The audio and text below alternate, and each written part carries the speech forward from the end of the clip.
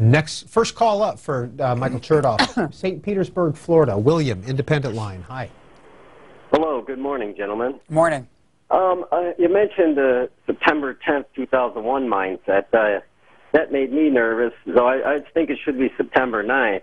I was wondering if the missing $2 trillion plus that Secretary of Defense Donald Rumsfeld reported on September 10th, 2001, where those trillions went. Did you all ever find it?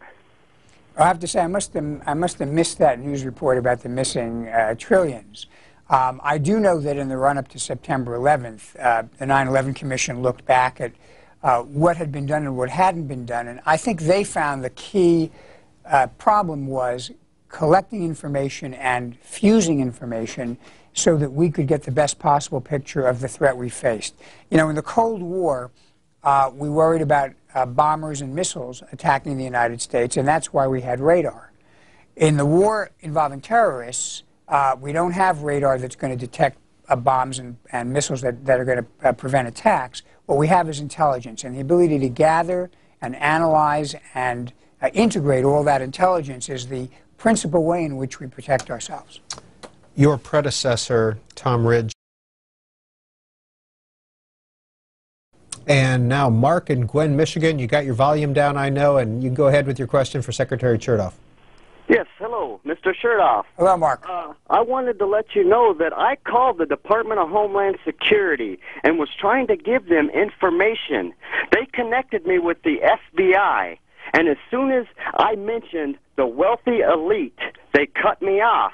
I called back the Department of Homeland Security and asked them, I'm trying to get the Department of Homeland Security some very important information. They connected me back to the FBI. Mark, what is that important information? What is that important information? That important information is called the wealthy elite. We have overwhelming evidence to prove that these people have taken control of the United States federal government. They are the ones that attacked us on 9/11. So, Mr. Chertoff, if that man has information he wants to share, where would you recommend he send it? Well, I think they did the right thing. They sent him to the FBI. If someone wants to allege a crime or a threat, usually the FBI is the first respondent, and you know, they have to evaluate whether they think there's any actual evidence to proceed.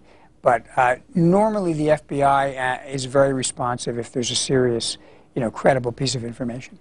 What's your general viewpoint about people who think the federal government was involved in 9/11? I think that that's in the same category as Holocaust denial and those people who still aren't convinced that President Obama was born in Hawaii. It's kind of a out there conspiracy theory which does not warrant a lot of attention. Mandy in New Orleans, you're on with Michael Chertoff. Please go ahead. Yes, thank you. Would you please allow me a follow-up, because I know predictably what this man will answer to my questions. Mr. Chertoff, please do not feign ignorance on this, because if I can find this out, certainly you know it. Recently, 6 of the 10 9/11 commissioners have stated publicly that the 9/11 Commission was hogwashed, that it was set up to fail, and it was a whitewash. Recently, Bethlehem Publications, 9 scientists that were given debris from the World Trade Centers have found evidence of nanothermite, a high-grade military explosive. Okay, Mandy, thank you. We're going to leave it there because we know where you're going. Mr. Chertoff, you've addressed that question. Yeah, I mean, again, this crops up from time to time, and it has been looked at thoroughly by everybody. Frankly, you have people who witnessed the planes going into the buildings. I mean, it's I have to say, it's like Holocaust denial and the people who believe the president was not born in Hawaii. It's just a myth. Orlando, Florida. Nelson, Democrat. Hi.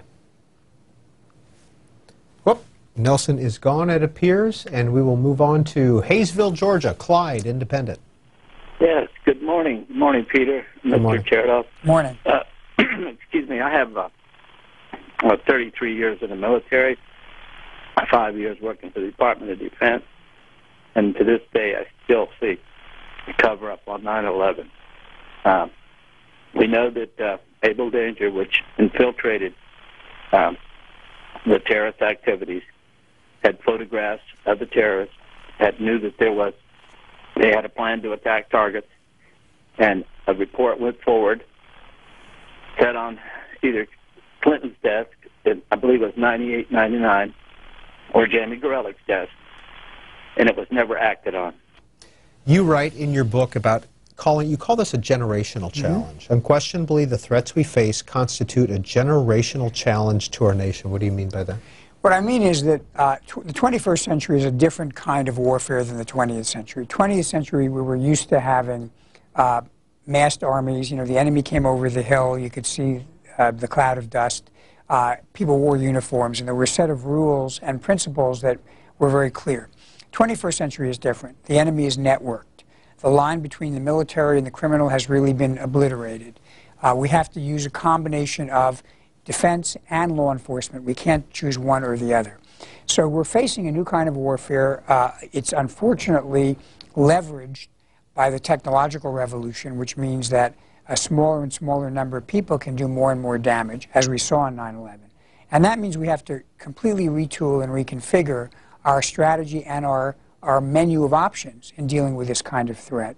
We can't afford to have boxes and silos anymore. We have to have an open architecture for how we deal with this new, very, very dangerous challenge. And do you think the way the intelligence community is organized today is better than it was? It's clearly, and have we gotten to that point where we're sharing? Peter, it's clearly better, and there is more sharing, but it's not completely where it needs to be. And I'd say there are a couple of areas where that's true. One is we still tend to view what goes on overseas and what goes on over here as two separate domains. And the fact of the matter is, particularly with the internet, you can't draw that distinction. So we have to have a more seamless intelligence capability. The second thing is our legal principles have not kept up with the new challenges. You know, one of the problems I think we faced right after 9/11 is rules had been written for dealing with foreign intelligence and how we surveil it back in the days of, you know, we were worried about the Soviet Union or other countries. And while we still have concerns about nation states, the issue of terrorism is now equal in importance. And we didn't have a legal model that helped us deal with that. So one of the things I think Congress hasn't done and needs to do is to actually sit down and think through in a bipartisan way, what is the legal architecture we need to deal with this 21st century challenge?